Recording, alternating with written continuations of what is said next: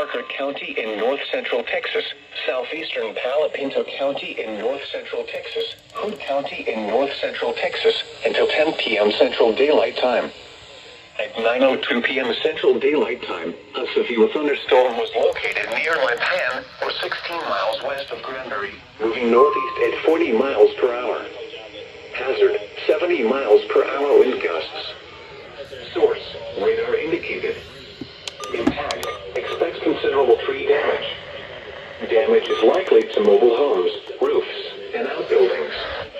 Locations impacted include Weatherford, Granbury, Pecan Plantation, Willow Park, Aleno, Brock, Hudson Oaks, Western Lake, Anetta, Rye-Penn, Lake Weatherford, Oak Trail Shores, Squaw Creek Reservoir, Deepagova, Horseshoe Bend, Crescent, Toller, Anetta South, Anetta North, and Stockton Bend.